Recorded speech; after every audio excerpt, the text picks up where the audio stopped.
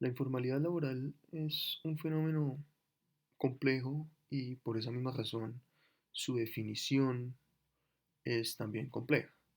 En este sentido, mi propuesta es empezar motivando un poco por lo que se observa o la manera como se manifiesta la informalidad laboral, si se quiere. La informalidad laboral se manifiesta a través de menores salarios, los cuales usualmente están debajo del salario mínimo o de la regulación establecida en los países. Se manifiesta a través de unas malas condiciones en el trabajo, que no cumplen ciertos estándares también asociados a una regulación. También a la escasa o a la nula cobertura en la seguridad social.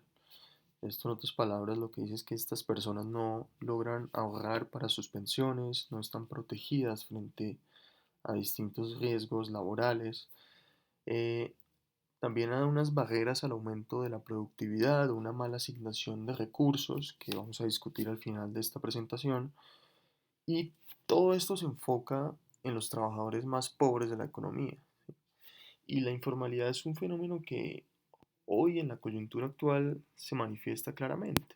Es la gente que vive el diario, la gente que no puede dejar de trabajar eh, para quedarse en sus casas porque si no, no puede comer. Entonces, más allá de definirla, que lo vamos a hacer ahora, podemos observarla claramente en las economías. Según datos de la Organización Internacional del Trabajo, la informalidad laboral afecta a 2 billones de personas en el mundo.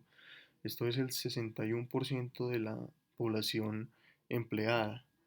Si uno mira estos datos para Colombia, para el total nacional, es básicamente lo mismo. Unas dos terceras partes de la población de los trabajadores son informales.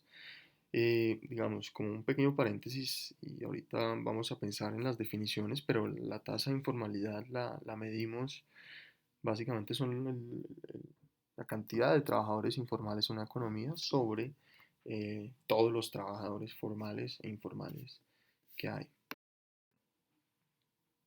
Al hablar de la informalidad laboral, como en muchos conceptos de economía, existen varias disyuntivas o varias decisiones difíciles de tomar por los inmensos costos de oportunidad que éstas involucran.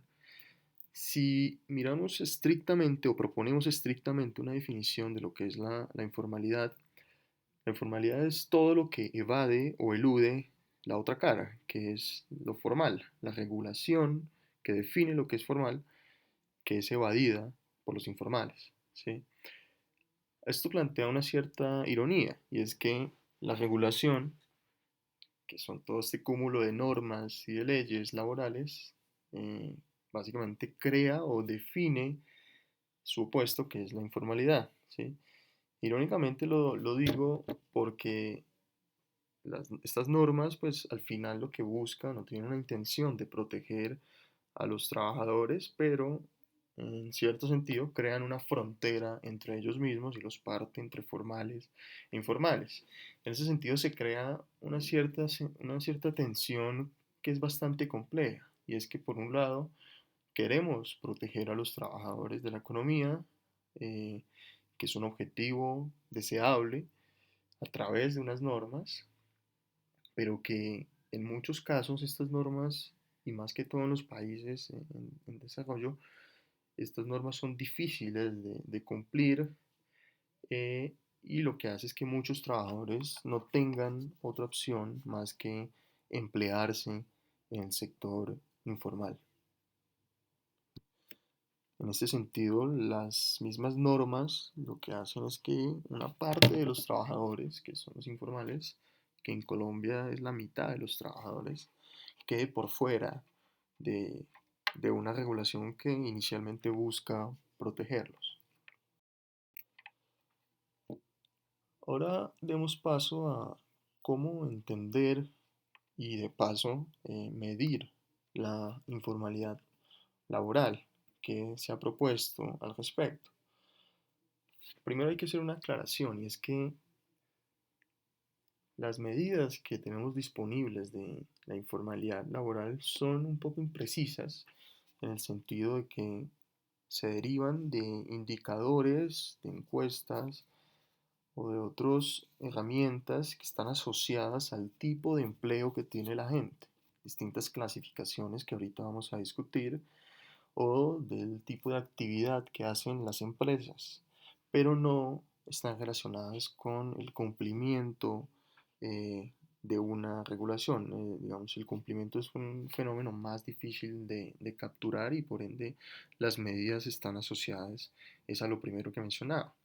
Por el, digamos, tenemos dos maneras de pensar en estas primeras medidas que se derivan del tipo de actividad informal y es por el lado de los trabajadores informales, aquellos que van y realizan una actividad informal y lo reportan en encuestas o en otras herramientas.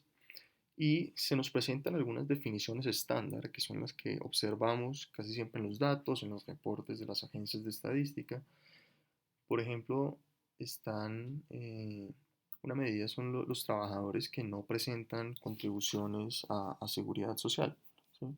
Si un trabajador no presenta estas contribuciones o afirma que no las hace ni su empleador ni él, eh, se clasifica como informal. Esto normalmente se asocia a las pensiones y a los riesgos laborales que discutíamos. Eh, Porque en Colombia, y como veremos más adelante en el curso, todos los trabajadores tienen, casi el 100% de los trabajadores tienen acceso a salud. Entonces, digamos, esta no es una medida muy clara. Casi siempre se usa la medida de pensiones. Por otro lado, hay gente que dice, no, simplemente si usted no es asalariado, usted ya hace parte de los informales. Esa medida no se utiliza mucho en Colombia.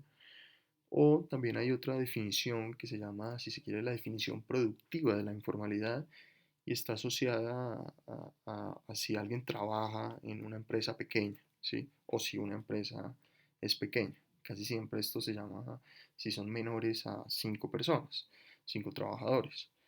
Tenemos algunas clasificaciones interesantes que se observan en los datos a la hora de pensar a los trabajadores informales, ¿sí? Tenemos empleados, empleadores y obreros que están en empresas pequeñas, normalmente menores a 5 personas.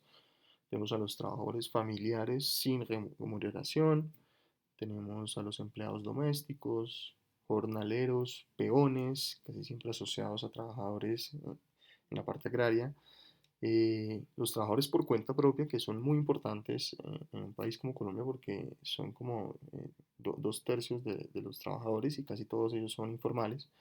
Y son esos trabajadores que están en establecimientos pequeños, ¿sí? Que no tienen un empleador directo, sino que ellos mismos son su jefe en cierto sentido.